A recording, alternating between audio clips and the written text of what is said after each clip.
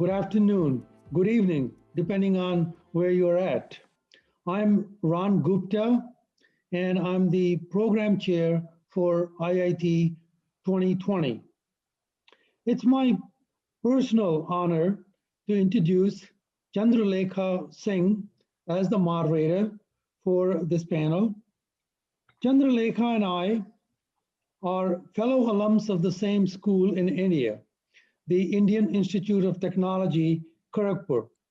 Gives me a special pleasure because of that. And also, I spent the first 2 years of my US life in Pittsburgh at her competing institute at Carnegie Mellon. And that's another pleasure. And I'm still a Pittsburgh Steelers fan, and I know they are unbeaten this year. Chandralekha did her graduate work at University of California at Santa Barbara, and she's involved very heavily in physics and related matters. And without really giving much more information about her, you know her, and I'll simply ask Chandralekha to take over and conduct the panel. Thank you. Thank you so much, Ron. I greatly appreciate the opportunity to organize this session. How's everybody doing? All right, so welcome to the session, Second Quantum Revolution, Quantum Computing and Communication. As Ron said, I'm Chandralekha Singh. I'm a proud alumna of IIT Kharagpur. You know, I got my bachelor's and master's degrees in physics from KGP. And not only did I have great teachers at IIT, but also great peers. Being in an environment where everybody was passionate about changing the world and making it a better place really shaped me. I'm currently a professor in the Department of Physics and Astronomy at University of Pittsburgh, and I'm also currently the president of the American Association of Physics Teachers. So a little bit about this session. So I'm super excited that you're here for this session. While the crowning inventions of the first quantum revolution, transistors, lasers, and classical computers that we are using right now, continue to enrich our lives, newfound excitement surrounds the use of quantum phenomena to create a new second quantum revolution. The first quantum revolution was made possible by the formulation and development of the framework of quantum mechanics. The second quantum revolution is enabled by the exquisite coherent control and manipulation of tiny quantum systems that promise transformative improvements in our ability to compute, communicate, and sense. This new field of quantum information science and technology, or QIST, promises new opportunities that led to the passing of the US National Quantum Initiative Act 2 years ago. And Chris Monroe here played a key role in that. In India, National Research Foundation is very interested in QIST. In Europe, Quantum Flagship Program is showing growth. China, Japan, Australia, and many other countries are heavily invested in this rapidly growing field. So today's session will focus on this area, and I have invited 5 colleagues who are at the frontier of quantum information science and technology research, and I'm sure they have interacted and collaborated with Indian Institute of Technology alumni.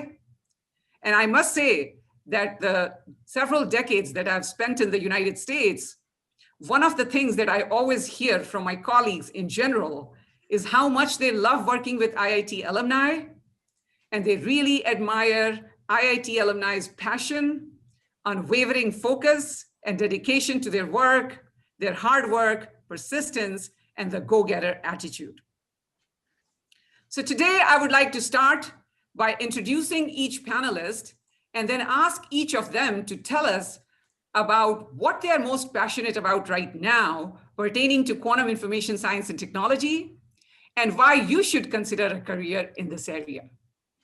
This will be followed by me posing some questions about why QIST is an exciting field to work in, the types of job opportunities that are available in this area, and what the future looks like for this field in the coming decades. All right.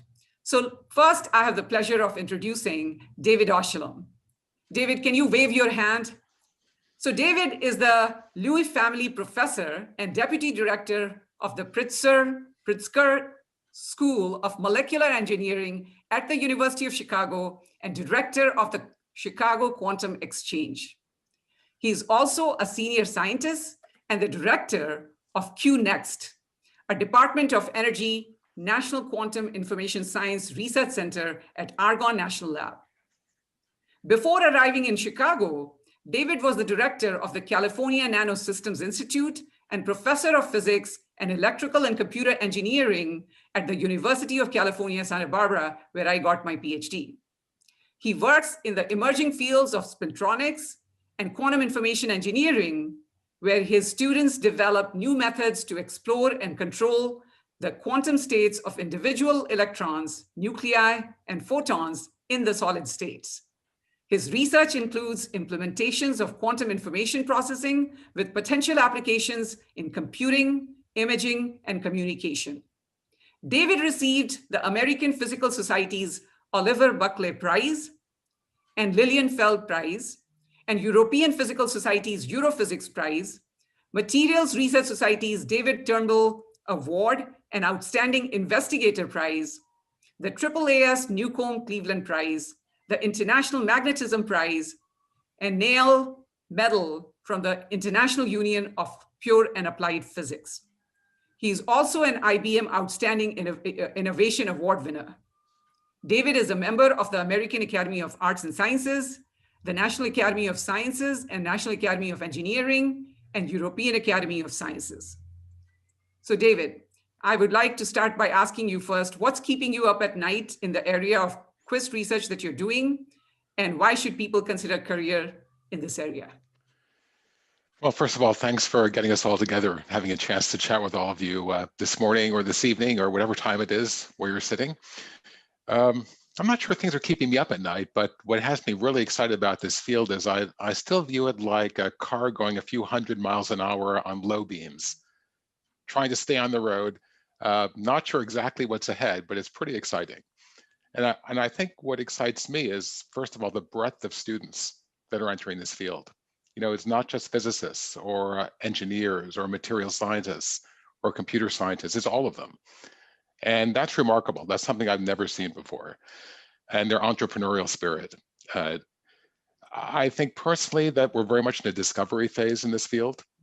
I'm sure others will speak to that, but we're learning rapidly about what can be done, how we take the properties of matter at the level of single atoms and bring them to the human scale by engineering and controlling them. And I think, you know, what's most exciting to a lot of us is it's not absolutely clear where the next discoveries will be, but it's probably clear we haven't hit the big ones yet.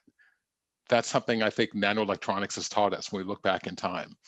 You know, the biggest impacts are probably in front of us. So that's, to me, incredibly exciting.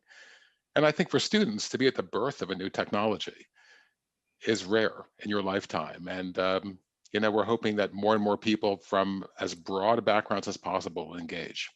So, I mean, that's my perspective. I think, you know, our own research in quantum control, we do very fundamental work, looking to people like Jay and Chris here on the screen to pick out what makes the most sense and move it towards technology. You know, every week it seems like something new is coming, and it's incredibly exciting.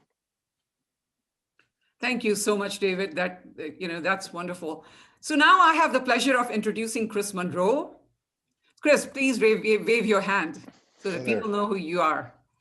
Chris Monroe is the Vice Zorn Professor of Physics and a Distinguished University Professor at the University of Maryland. And he's also the co-founder and chief scientist of IonQ Inc., which is a startup. Chris specializes in the isolation of individual atoms for applications in quantum information science. And at the National Institute of Standards and Technology in the 1990s, Chris led the team that demonstrated the first quantum logic gate. Since 2000, Chris has been at the University of Michigan, University of Maryland, and as of 2021, he will be a professor in the electrical and computer engineering and physics departments at Duke University. Chris's research group has pioneered all aspects of trapped atomic ion-based quantum computers, making the first steps towards a scalable, reconfigurable, and modular quantum computer system. In 2016, Chris co-founded IonQ, a startup company that's leading the way in the fabrication of full-stack quantum computers. Chris is a member of the National Academy of Sciences, and he was one of the key architects of the recent US National Quantum Initiative Act that was passed. So Chris, what is keeping you up at night in the area of quantum information science and technology? And why should people think about careers in this area? Wow. So let me first thank you as well, Chandralekha and others for having me here. Again, amongst friends, it should be a fun hour of discussions. Interesting. So I had 2 minutes to prepare. What keeps me up at night? And my answer actually harks back to my time as a student. I work best at night, lots of all-nighters. And it's sort of like that now because we're building quantum computer systems and I'm having to learn new areas, not of just atomic physics, not of just physics, but chemistry, information science, logistics, business. I mean, applications of quantum computers are so widespread that I love your metaphor, David, about 100 miles an hour on low beams. That's super exciting. And it does keep me up at night because I have to learn. I think we all have to learn so much that is not in our conventional knowledge base. And I find that super fun. I mean, being a student is doesn't seem like it at the time, but it's the best time of your life. And in this field, I think we're all students. And so that makes for long nights. So I'd say that keeps me awake at night. Thanks. Thank you, Chris. Totally agree with you. Being, that's the fun thing, being a student all the time in this area. All right, so now I have the pleasure to introduce Marina Radulawski. Marina, please wave your hand. Marina is an assistant professor in electrical and computer engineering at University of California, Davis. She leads the UC Davis Quantum Nanophotonics Lab. Her academic training includes a PhD in applied physics and a postdoctoral training in electrical engineering at Stanford University. She also has 2 undergraduate degrees in physics and computer science at the University of Belgrade and Union University in Serbia. Marina's international experience in quantum and solid-state physics research was obtained at Stanford University, Lawrence Berkeley National Lab, Hewlett-Packard Labs, Oxford University, the Institute for Quantum Optics and Quantum Information in Vienna, Helmholtz Center in Berlin, the Institute of Physics of the Polish Academy of Science, the Institute of Physics in Belgrade.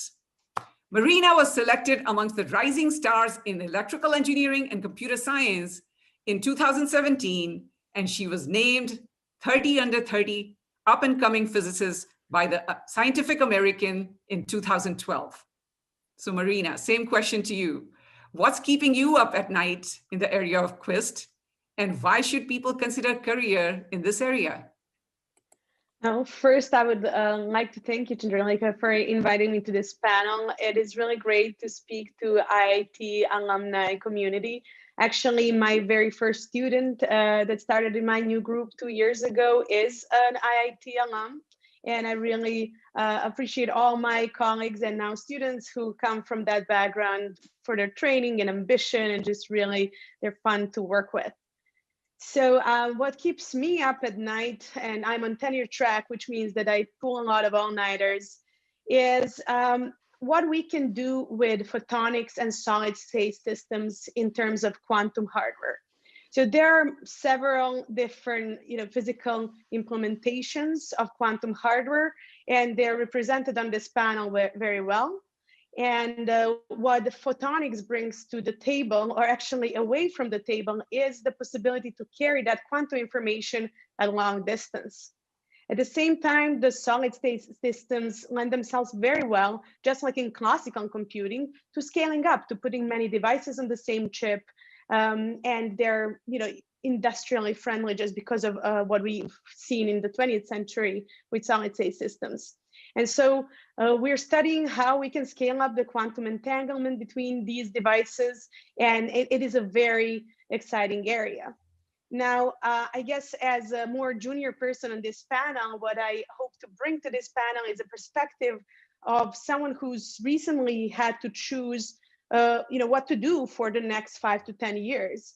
And I think quantum science and engineering is a really interesting area for many different reasons, from just being intellectually stimulating, like quantum physics and quantum nature of matter is just extremely fascinating, but then even more so for how interdisciplinary the field is. So whatever you're doing, whether you're a physicist, a computer scientist, material scientist, and so on, you can bring that expertise and find a niche in quantum science and engineering.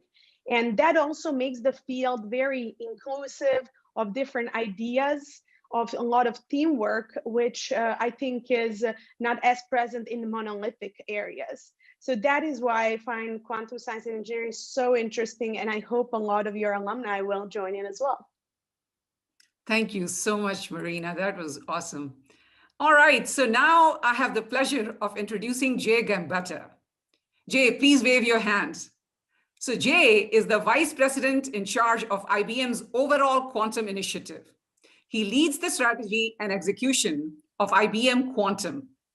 IBM Quantum is an industry-defining initiative to build the future of computing through quantum computing systems. The IBM Quantum's mission is to devise the tools and capabilities to make quantum computers easy to use, and by collaborating directly with institutions and communities to solve real-world problems that turn into commercial opportunities. He was named an IBM Fellow in 2018 for his scientific work on superconducting qubits, quantum validation techniques, implementation of quantum codes, improved gates and coherence, and near-term applications of quantum computing, in addition to establishing IBM's quantum hardware and software strategy. Under his leadership, the IBM Quantum team has made a series of major breakthroughs in the quantum industry, starting with launching of the IBM Quantum Experience, the world's first cloud-based quantum computing platform for users to access real quantum computers. Also, under Jay's leadership, the IBM Quantum team released Qiskit, an open source software development kit for developing quantum programs, and deployed the Quantum Q System 1, a family of quantum processors for clients that now includes the 27-qubit Falcon and 65-qubit Hummingbird quantum chip. IBM Quantum continues to expand in the market by providing 29 quantum systems open for service over the cloud from anywhere in the world, building the foundations of the quantum industry with the community of partners advancing quantum science and applications via the IBM Q network. Jay obtained his PhD in physics from Griffith University in Australia. In 2014, he was named a Fellow of the American Physical Society. He has more than 100 publications in the field of quantum information science with more than 20,000 citations. So Jay, the same question to you. What's keeping you up at night related to Quist, and why should people be interested in this area? Well, thanks everyone for inviting. First, I definitely have someone that writes my bios now, so that was clearly something that I haven't heard before. But what keeps me up is everyone's basically touched on it. If we're going to build this quantum computer, we've got to keep pushing the technology as well as how it integrates and how it builds into the community. So my role now brings an industry lens, a business lens, and a science lens together, and that's pretty challenging, and that would be most of my work. For me, what's most exciting for the students is I think we're at a time where, as David said, a lot of these fields are coming together, even hardware, software, computer science, physics, chemistry, and I think there's a lot that students can do. They have access to hardware. When I was a student, having quantum systems that you could touch was basically contained to the experiment. Having that now and all the science that is happening, I think there's a lot of innovation that's going to happen ahead. So I think it's an exciting time for everyone to get involved. Thank you so much, Jay. All right, last but not least, I'm delighted to introduce Jeremy Levy now. Jeremy, wave your hand. Jeremy is a distinguished professor of condensed matter physics at the University of Pittsburgh in the Department of Physics and Astronomy. He's also the founding director of the Pittsburgh Quantum Institute.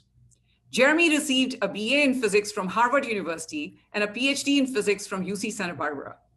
After a postdoc position also at Santa Barbara, he has been a faculty at the University of Pittsburgh.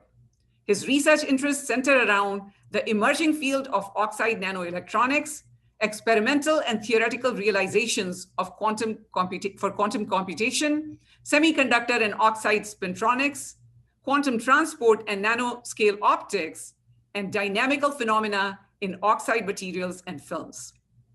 He's a class of 2015 Vannevar Bush Faculty Fellow, a Fellow of the American Physical Society and the American Association for the Advancement of Science. He's also a recipient of the 2008 Nano 50 Innovator Award and the NSF Career Award. He has received the University of Pittsburgh's Chancellor's Distinguished Research Award in both the junior and senior categories, and he's also received the Chancellor's Distinguished Award for teaching. So Jeremy, what keeps you up at night about Quist, and why should students be interested in this area? Well, thanks, Chandralekha. Or people who are trying to pivot their career, change their career, yeah. Yeah, so thank you. Thanks, Chandralekha, and to Ron for organizing this session. Really delighted to be here and to be addressing this group of IITians, the best and brightest in India. So I actually got my postdoc. I did my postdoc with David, and I've been working in this quiz field for about 20 years now, where at the beginning of which we were worried about what happens when 1999 turns to 2000. We thought all the computers were going to crash, and that was the hardest problem that everybody had to deal with. But controlling quantum matter is actually much harder than that. And I would say that not only is it a hard problem, but it's one that's really aligned with some of the most fundamental questions we have about our world and our universe. And that's really what has motivated me to join and to continue to work in this area. So about a decade ago, my group had discovered a new reprogrammable quantum material, which is something where we can literally sketch artificial atoms, quantum wires, and build up quantum materials that are literally limited by our imagination. And we've been using this platform and trying to develop it to understand a wide variety of quantum phases of matter. So the question of what keeps me up at night, I guess I would also say that it's really more about like what gets me up in the morning, and it's the excitement of really working on this challenge, this very challenging area. And I think that IITians really thrive on challenge. Even getting into IIT is a major accomplishment. And I think that that drive is something that our field really needs right now. So I'm always, very interested in working with people who have gone through IIT. Thank you so much, Jeremy. All right, so now I will actually ask my first question to Jay and Chris. And this is going to be related to workforce. So there has been such an explosive growth in quantum information science and technology, and it's a transdisciplinary field. Small and big companies are recruiting at a fast pace. Can you give your perspectives on what the workforce needs are in this area of quantum information science and technology? And how can students or people who are just interested in quantum information science and technology who want to maybe change their career better prepare for these kinds of jobs?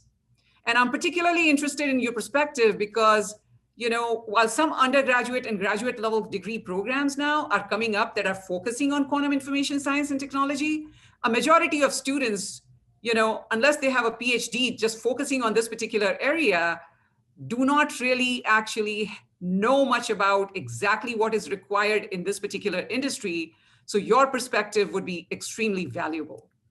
So Jay, why don't we go with you first? Sure. So I think for us, I think there's a lot. So I would say there's still the need, obviously, for people that have a lot of science training and go down the PhD and do that. But as we've built more of the stack and we've gone more into the development world, and we've started to get into basically engineering and building out the components, I think there's a lot of options. So for instance, if you've got developer experience, you can get involved straight away. If you've got any experience with electronics and engineering in those ways.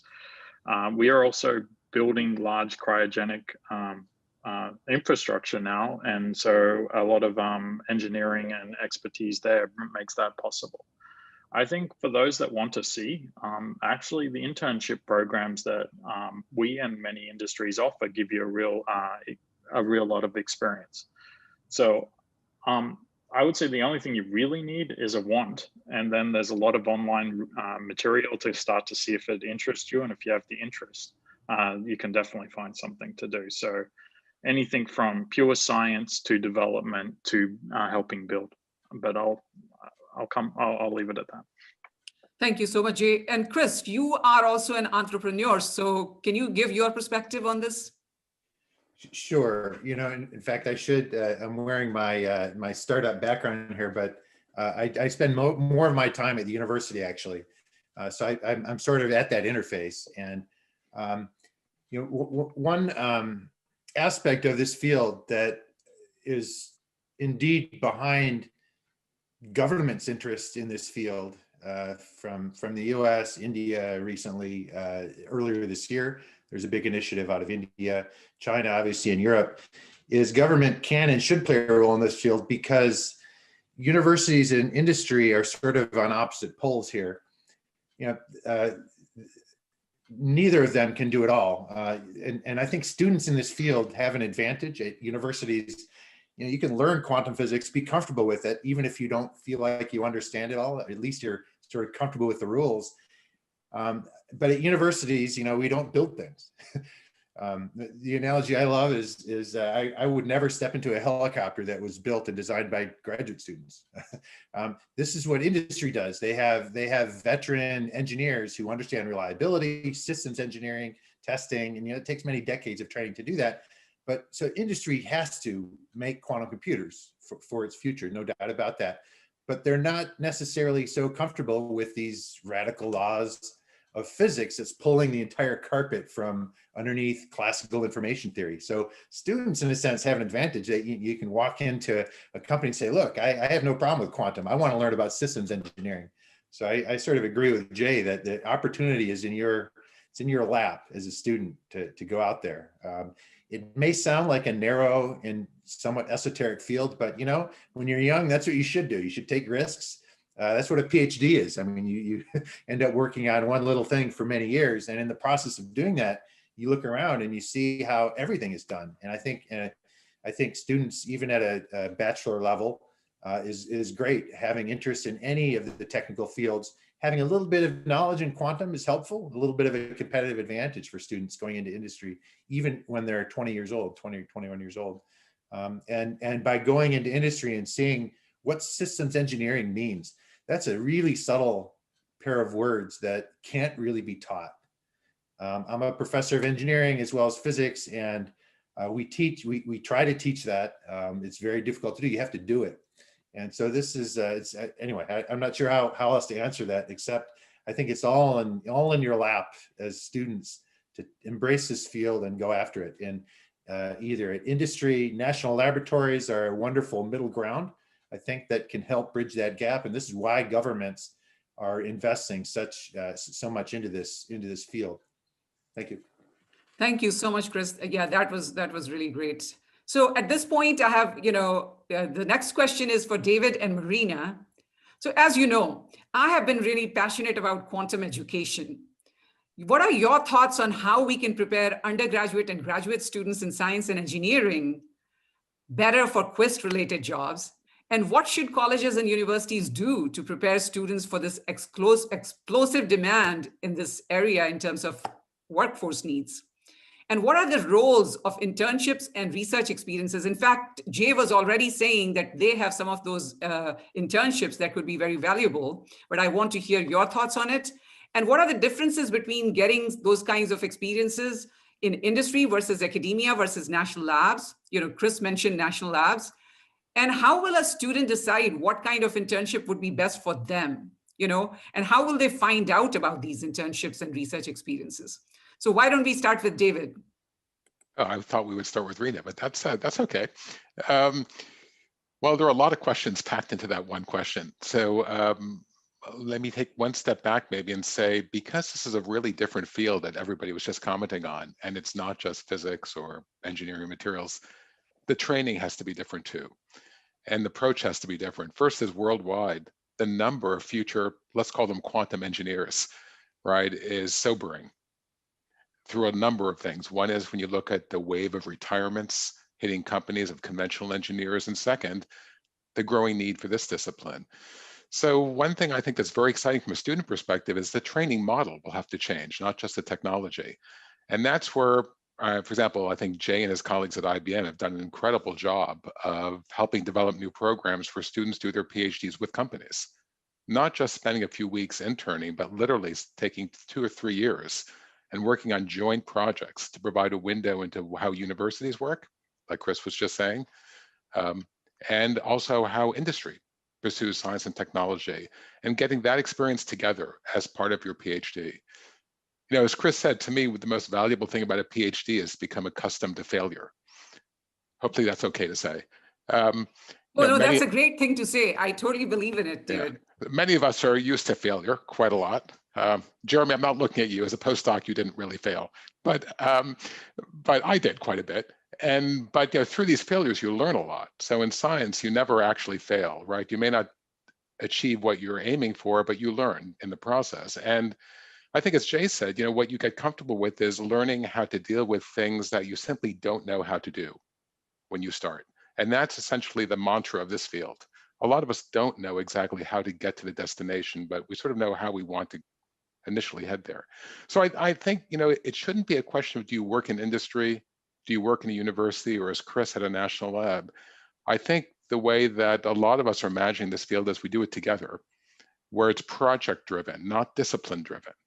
You know, 20 years ago, you would form a degree in a discipline in physics or material science. But, you know, in quantum engineering and quantum science, I think it's more of a problem.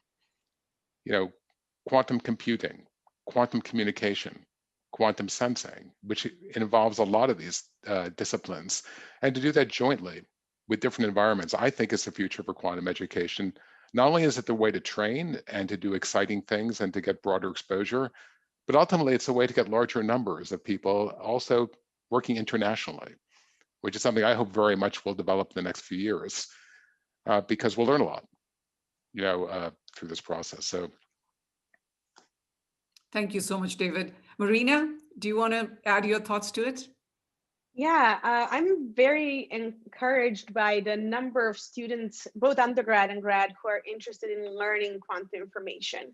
And so at UC Davis, we're responding to this by designing new curriculum. And for example, my graduate course, which is, you know, very popular, students just want to learn about it. Students get to learn about quantum hardware, and then they also learn to program quantum computers. And through our collaboration with IBM-Q and Jay's team, they get to do their homework on real quantum computers. I think this is really an attractive way for any student to get into the field.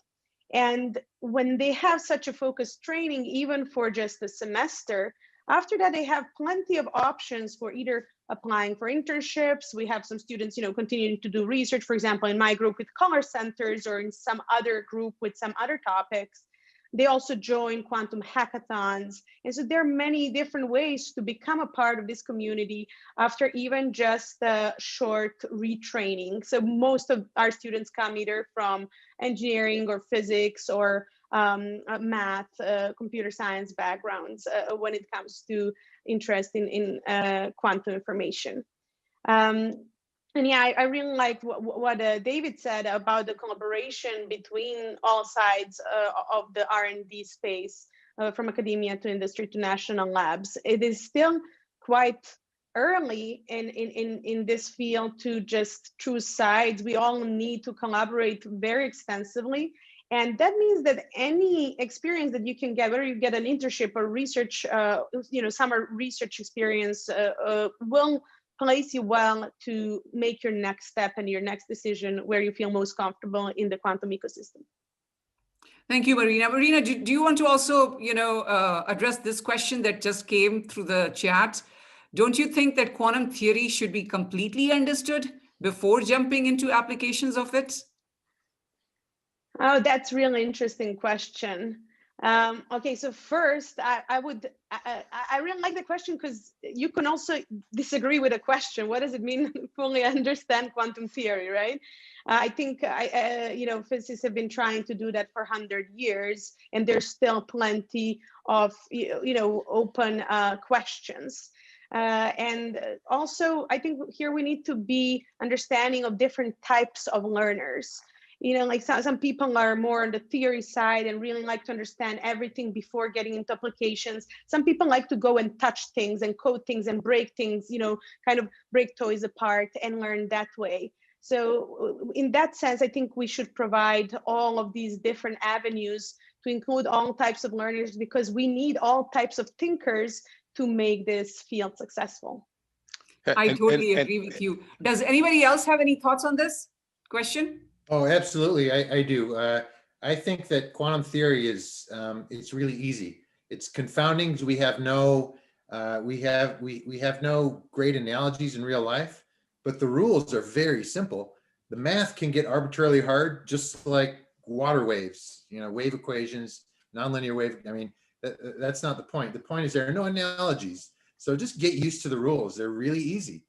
Unfortunately, I think we teach quantum mechanics very mathematically. We dive into the wave equation and solve. It's like a differential equations class. I think that one of the greatest things about this field of QUIST is that it's caused us to teach it. It's allowed us to teach it from an information theory perspective. Bits go to qubits. Okay, there's a wave equation in the background, but there's gates, lots of analogies from real life. And then there's superposition and entanglement measurement, which if you think about it too much, that will keep you up at night, as it should. But Einstein didn't figure it out. We're not going to, so just live with it. So quantum theory is actually, not that hard. I totally agree with you, Chris. And the fact that you're saying that, this field has also given us a new way of thinking about how to teach this thing, quantum to students, because, for too long, we have been doing it in a way that it's not been possible to bring together people from physics, engineering, computer science backgrounds. But you're absolutely right.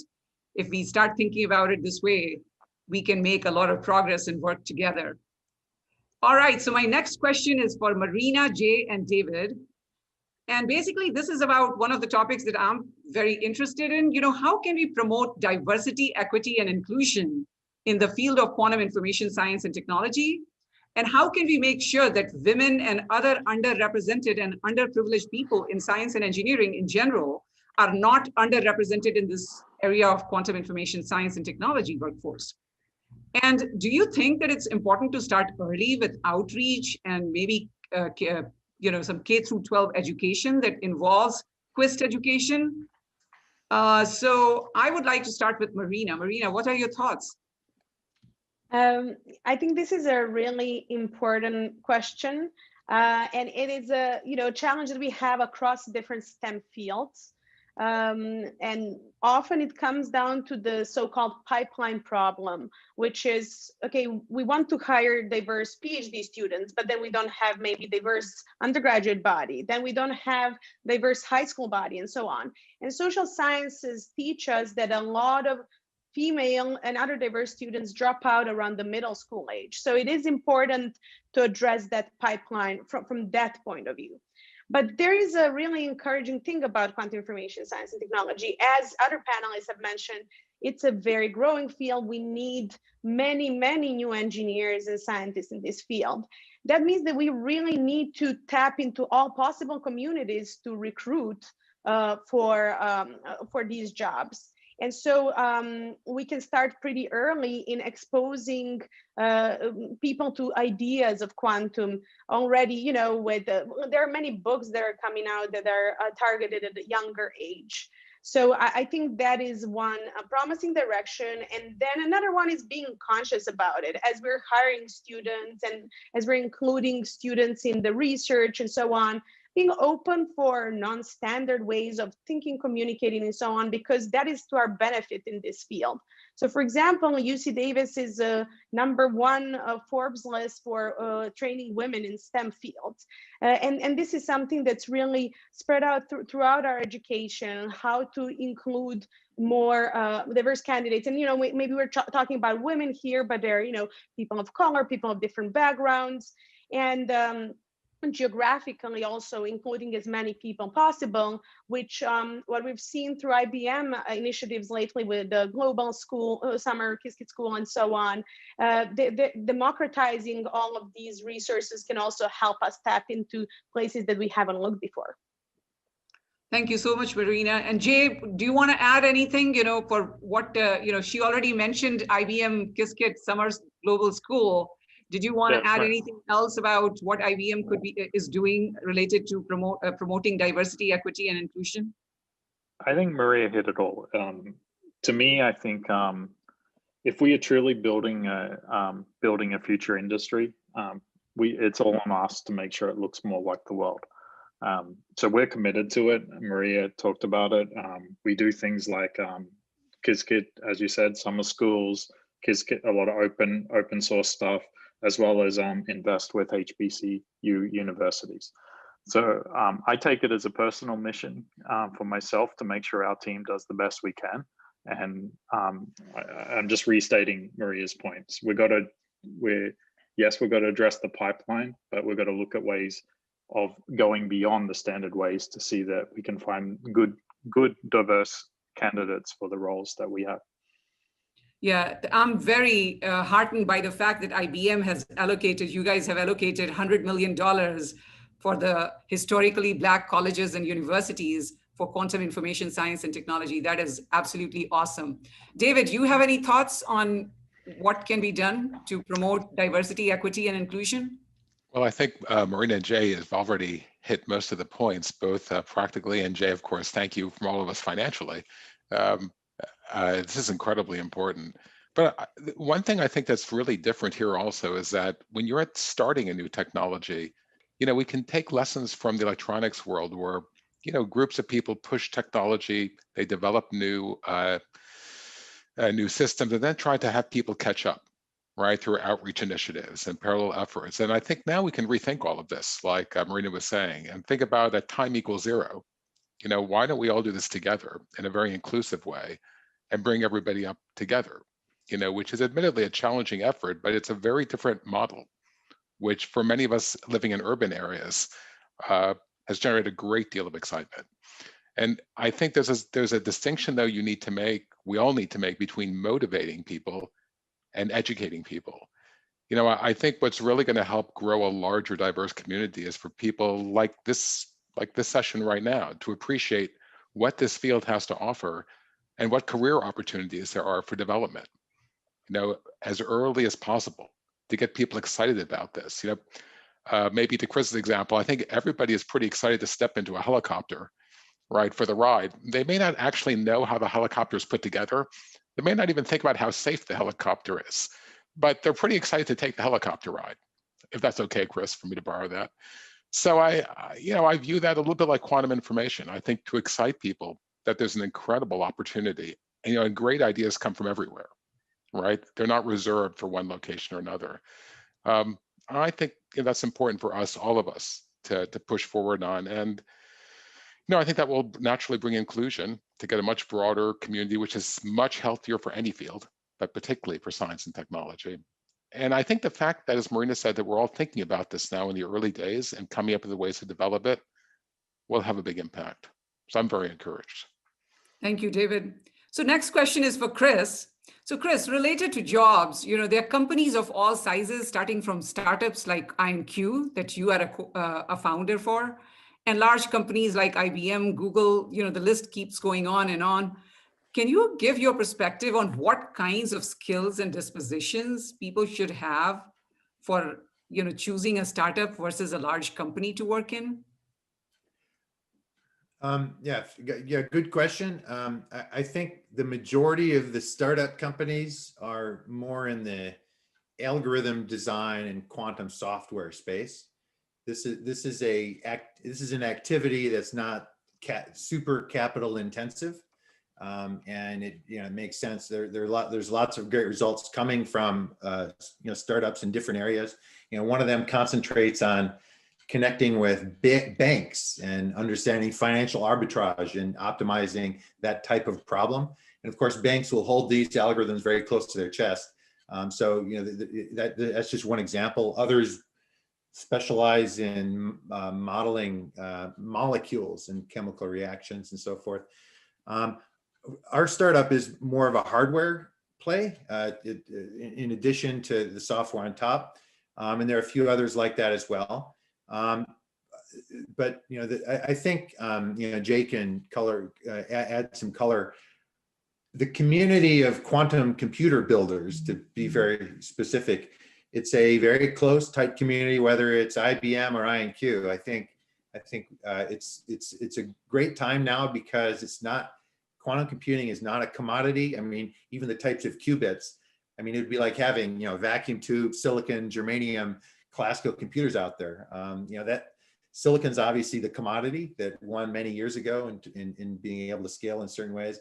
Right now, it's way behind that time, so it's a very fun time. And I'll pile on to what IBM did in 2016. It was a huge deal, unveiling their systems on the cloud for everybody to use.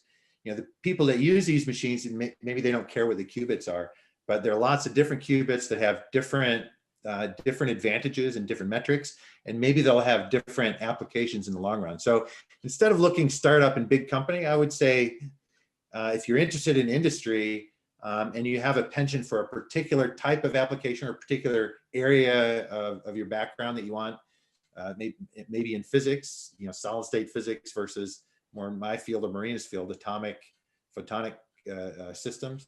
Pick the company that way. I wouldn't say big or small matters so much at this stage. The other difference is, of course, startups have different pressures. We have to raise money, either privately or anyway, it's possible to do it publicly as well. Whereas bigger companies, especially those that have a foothold in the computer field already, like IBM or Google or Amazon, there's going to be some stability there for sure. So these are things you should think about. I think startups can move a little faster. Maybe there's less bureaucracy at the expense of things being a little more risky. The company might not be in business in a few years, whereas I believe IBM will be in business for many years. So lots of things. I don't think it's just big or small, but lots of other attributes. Thank you so much. That's really good, Chris, that you gave a nice overview. So next question is for Jeremy. So Jeremy, there is generally a hype cycle associated with different technologies. So if for quantum computing, we are still in the inflated expectations phase, then is it possible to avoid the trough of disillusion by quantum tunneling from the inflated expectations phase to the slope of enlightenment and plateau of productivity? What do you think is our role in communicating about quantum computing in such a way that the hype and noise does not take over the reality of the situation? So that's a great question. I don't think that this quantum field is immune to the realities of the hype cycle. I think, though, in some sense, we need to embrace it and understand it, which is, of course, is a problem for all new technologies. And I think the important thing to remember is that the fundamentals behind this new field are extremely sound. We all believe in quantum mechanics. It spawned an entire revolution. And the second quantum revolution is resting on that platform. So I do think that it's important for researchers in the field and everybody who's working in the field to educate the public in a way that balances the justifiable excitement with the uncertainties that are inherent in exploring the boundaries of what we know and what we're capable of. And I think that if you go back to sort of lots of historical things where really the way to think about hype is it's sort of a distorted view of where we think we're heading with new technology. And it's probably wrong. The predictions of where we're going to be and when we're going to be there are probably wrong. But there's a fundamental truth to what is being said. And I think it's important to communicate that, but try to do it honestly, not cynically. And that there has to be this level of comfort that we may be wrong in the predictions that we make, but taking the bigger view, I think that the excitement and the hype and it is very much justified. Thank you. That's really good. So my next question is actually for Chris and Marina. So the question is this, the reward system generally is very different in industries and academia, and that can lead to synergistic advantages. What are your thoughts on how industries and academia can work well together? And is it possible for the same people to move back and forth between these two? I mean, of course, Chris, you are a great example of how one can straddle between these two spaces beautifully. But I'm just wondering, do people have to make up their mind, no, I am going to be an academic person or I'm going to be an industry person? So Chris, why don't you start first? It's funny, just earlier this afternoon, I had a meeting with one of my students, and she is about to get her PhD, and she wants to do a postdoc because she's interested in academics in the long run. But 10 years ago, I would have said, yes, it's sort of a one-way valve. If you leave the academic cycle, it's very hard to get back in. There are obviously exceptions. However, in this field right now, I think if she went into industry, in fact, I wanted her to consider that, look at a few of the companies out there. This particular field has an academic feel to it, even if you're working at Google or Intel or IBM or IonQ.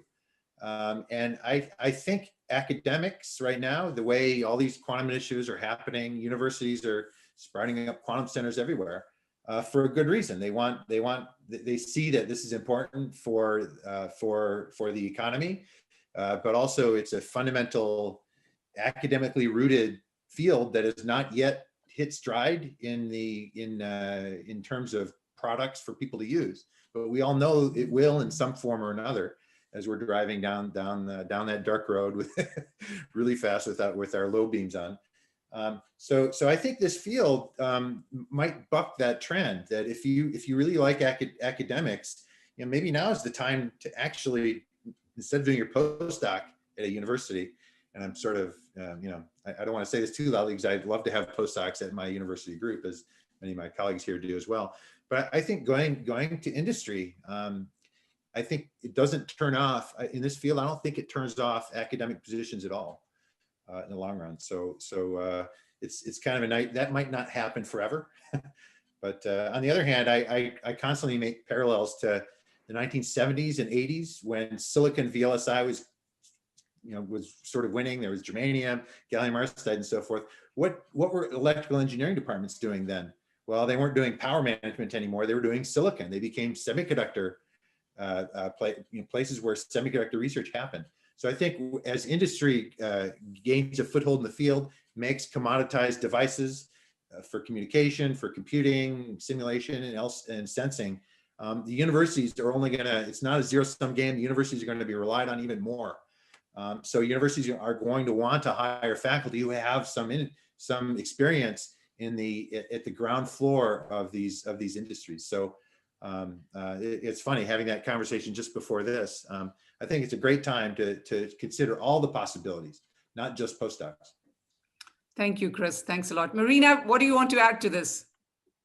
So as I mentioned, this is something I thought about just several years ago.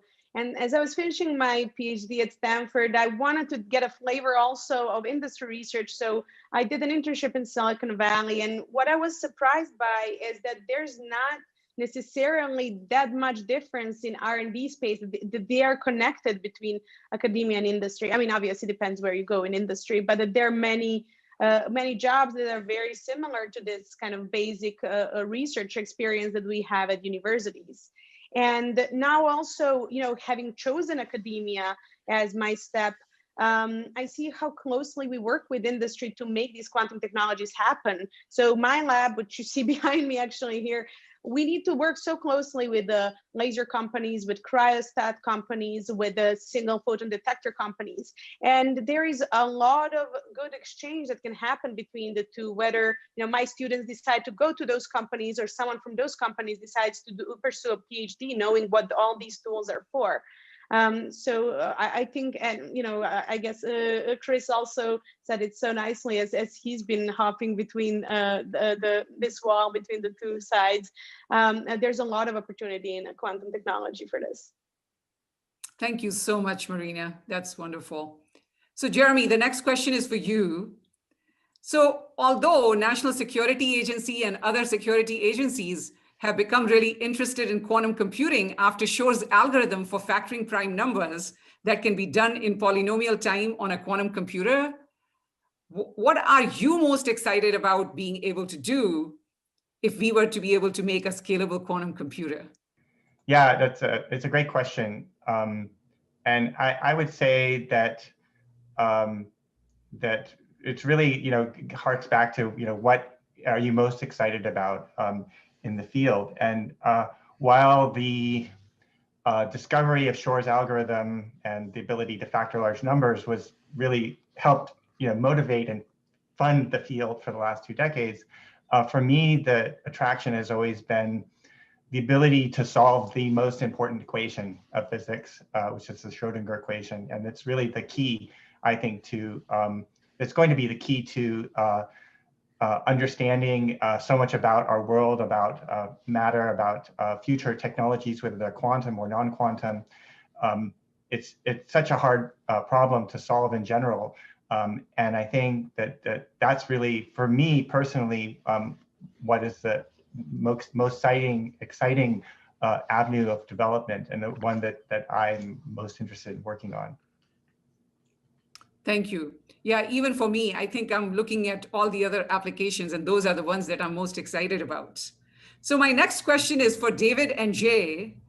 And the question is this, there's so many different architectures that are being used for quantum computing.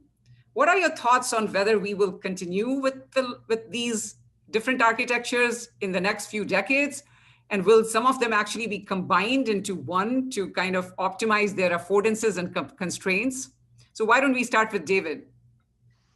Oh, well, once again, I thought you would start with Jay, because Jay's actually building and selling architectures. But since I know the least, I'm happy to go first, which is, again, I think when we look at today's technology, it's not just silicon, right? It's a mixture of materials and technologies and architectures to communicate the way we're doing right now, right? We're sending signals with photons, we're processing information with electrons, and we're storing them in different ways. So, it's hard for me to believe a single technology is going to check every box in a quantum world, particularly when you think about an ecosystem where quantum information is going to have to be kept entirely in the quantum world, right? From the sensor to the computer to the communication. So I don't view it as a competition between technologies, and it's such an early stage, I think, to frame the question this way. But I think as we're learning what's working the best at this moment to do certain things, pushing it forward and using it. So, IBM, for example, and IonQ are building these fantastic quantum computing systems, but at the end of the day, you're going to need to link a couple of them together. And that means to entangle them. So I see automatically you're going to have to use photons, for example, as a way to link either quantum systems that are next to each other or across the world from one another to build types of quantum supercomputers, if you like.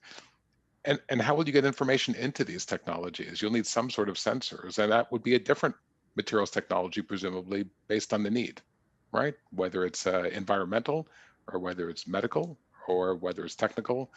So, that's what makes this a really fun field. I don't think there's one answer like silicon. Everything will be silicon. Well, today everything is not silicon, although a lot of it is, admittedly. And I think in the quantum world, it's going to be the same thing. I think different needs will drive different technologies. Thank you, David. Jay, why don't you add your perspective? Yeah, so architecture is always it's a word that it requires a little bit more to add to it. So when I think of an architecture, I think on the hardware architecture, and I also think on the software and how the consumer will eventually use it. I think I really like the cloud model and that architecture, and I think that the circuit model and thinking about how we make better circuits, these are quantum instructions, and how that gets integrated. I think the future will have us integrate that into basically standard classical software, and you'll just run quantum much like an accelerator. When it comes to what we need to do as a field is we need to keep understanding what circuits are valuable and which ones actually give us an advantage over others. And then, as Chris alluded to at the start, I think some circuits will call on different hardware. Some will call on other types. And as we progress and understand which ones are the value and understand how to use them, we'll understand how to do them. Obviously, I'm confident in our circuit, in our superconducting qubits, and by putting out like our path towards 1,000 qubits. But even after we get to 1,000 qubits, as David also alluded to, we're going to have to connect chips together. And connecting quantum chips, one quantum chip to another chip, is actually going to require some type of, I like to call it a quantum interconnect. Yes, most likely it's going to be photons. So there's a lot of future research as we build that hardware architecture. So I see a lot of unknown questions to answer, but I think the high level is we need to build towards circuits and work out how they will be integrated for people to use. Thank you, Jay. You know, I will actually let you answer a couple more questions since you're here that the audiences are asking. So Anand Srivastava is asking, if and when do you think quantum computing will be able to break cryptography underlying blockchain technologies? Is that one for me to answer? Anybody can answer. You know, does anybody have an answer for this? Please unmute yourself. Anybody who wants to answer this. I think within the next 10 years, we'll have machines that are pushing the limits of what can be done, pushing the limits of like Shor's algorithm, and it'll be an interesting time. I think we always underestimate when we look out into the future and overestimate what we can do next year. So I'm confident that in 10 years we'll have some hardware, but I don't really want to put a date on it. We need to build larger systems with higher fidelity circuits, and that's going to be a combination of both better hardware as well as better error correction ideas to make those circuits have higher fidelity. And I give you not a really defined answer, but in the next 10 years. Thank you, Jay. Thanks a lot. You know, another audience question is this, so anybody can answer this. You know, how can AI transform quantum research or material science related to it? And this is asked by Vibhu Singh. So anybody, Chris, did you want to answer this? Well, I think it might be the other way around. I think one of the early potentials in small quantum computers with, you know, maybe 100 qubits that are well behaved is to tackle certain problems in pattern recognition in AI. I'm definitely not. This is one thing that keeps me up at night is trying to learn what AI is even. So I'm definitely not the expert there, but you know, even a little cheap ad. I mean, even at IIT, we're working with one of these small quantum startups with a small, less than 20 qubit quantum computer is starting to work on handwriting recognition using well-known AI routines. So I think quantum computing it might be the other way around. It might be a tool for helping us tackle certain AI problems. Now, it could go the other way around in the sense that I think building a complex quantum computer with, say, hundreds of thousands of good qubits, that itself is a control problem that we can't really fathom right now. Maybe we need some type of AI approach, just building that thing or understanding how to use it, how to optimize. Jay mentioned the circuits, how to compress the circuits so that you can squeeze more information in a given amount of time, for instance. So maybe it goes the other way around, but I should stop talking because I'm probably the lowest on the stack here in terms of expertise in AI. No, that's great. Thank you. Thanks a lot. Ashok Raman is asking, how does a semiconductor guy get into the hardware side of quantum computing? And someone else is asking, where can I read more material about this field? So anybody can answer this. Oh, maybe I could say something quickly, which Please. is if you are a semiconductor person, you're already in that field of quantum information. You just don't know it because you already have 90%, maybe more, of the knowledge you need to do this. All you need to do is take your semiconductor background and shrink it to individual particles, individual atoms or electrons, something that you and many of us have been trying to do in classical electronics forever, never actually really got there in a practical way. But ironically, now one can do with semiconductors for quantum information. So I would say it's a relatively modest step to make from where you are. And others should chime in here, but Marina can probably address this better than me. But I think a really simple way is to start engaging with the literature, right? And I think you'll be surprised, honestly, how quickly you'll come up to speed. Yeah, I really like your analogy, David, about the students or professionals already being trained for the field. So whether you're on the theory side, for example, in our field, DFT calculations and many different types of simulations are really needed. On the experimental side, if you have experience with nanofabrication, with device design, that is also very useful on so many fronts. So you can probably just repurpose your skill set for this field.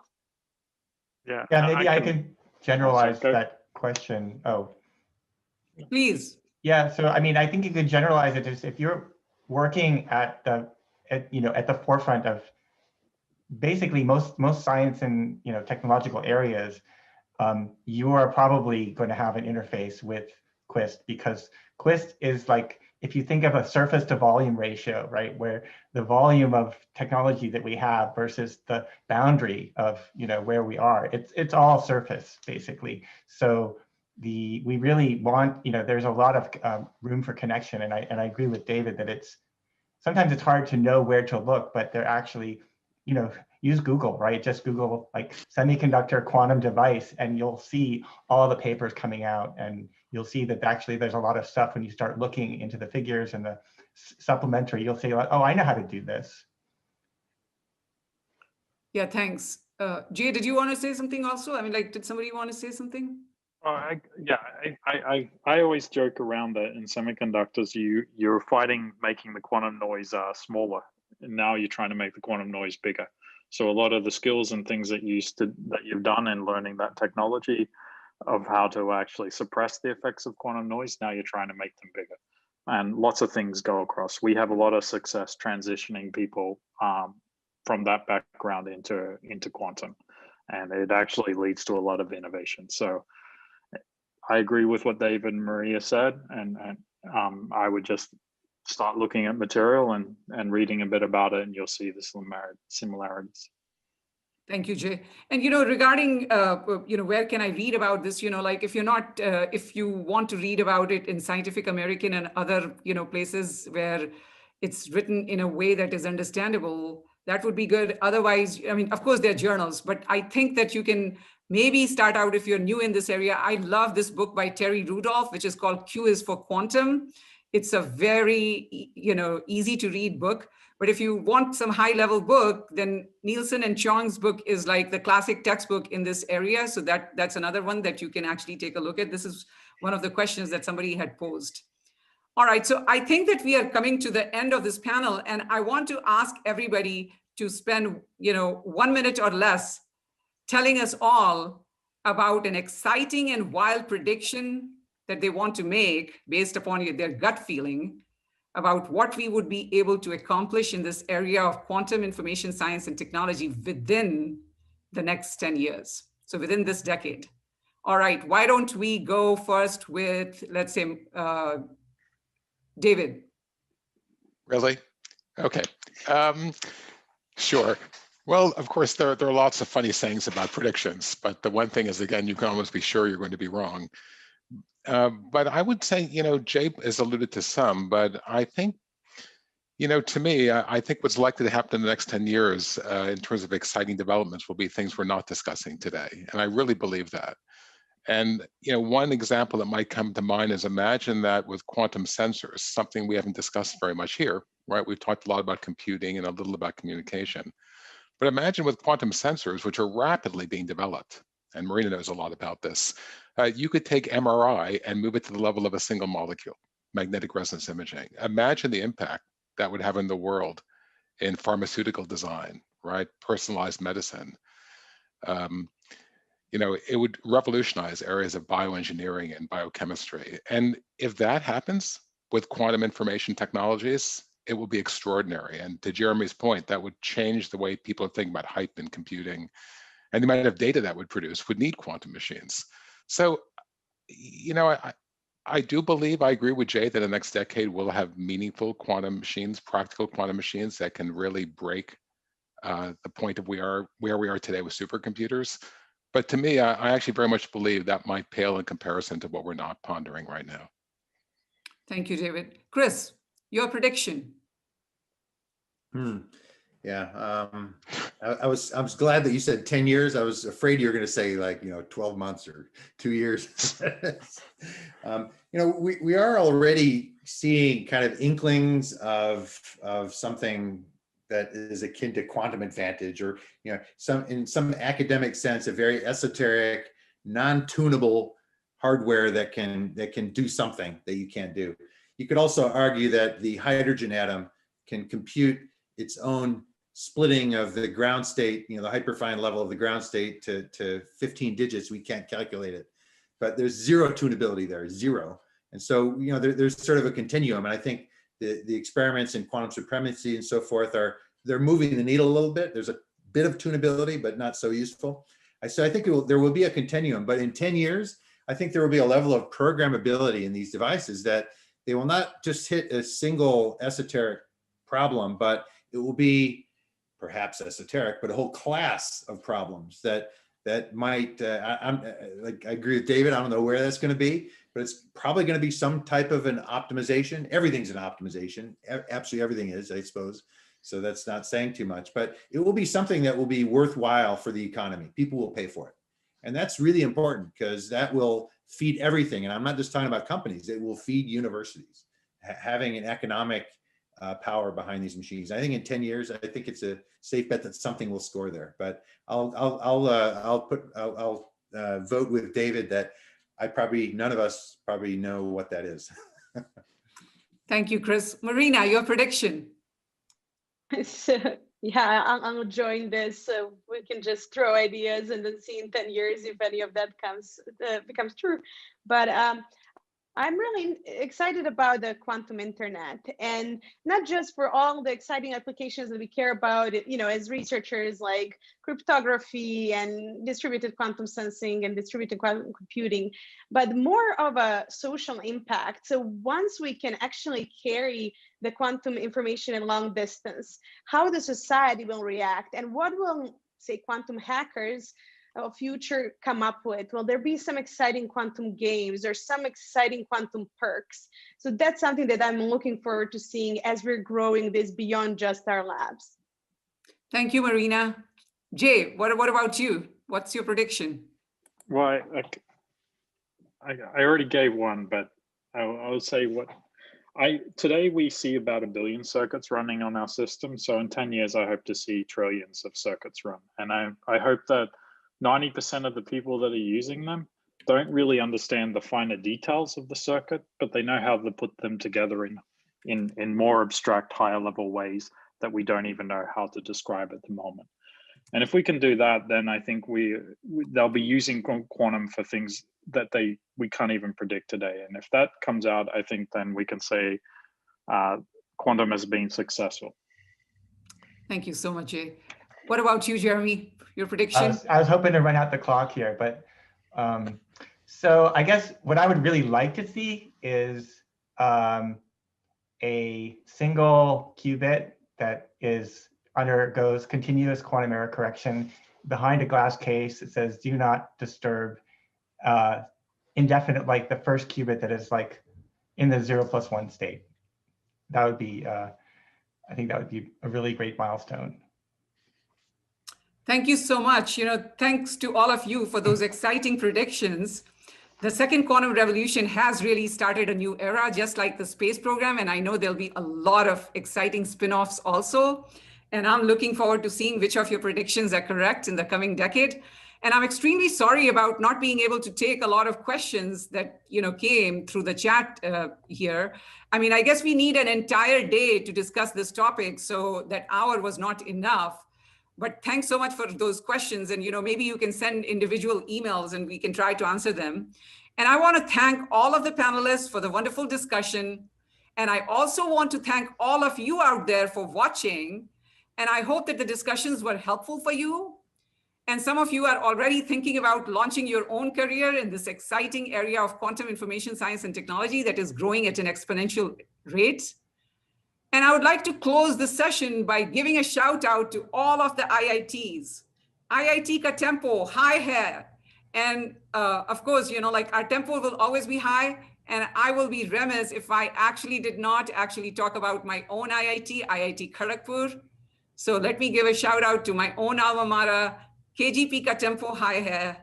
Let's keep working hard and keep working smart to make this world a better place for everyone. And let's live up to what Gandhi ji said. He inspired us to actually be the change we want to see in the world. And finally, I would like to thank Ron Gupta for inviting me to organize this session. And so thank you again to all the panelists and to all of you out there watching. Stay healthy, everybody. Goodbye.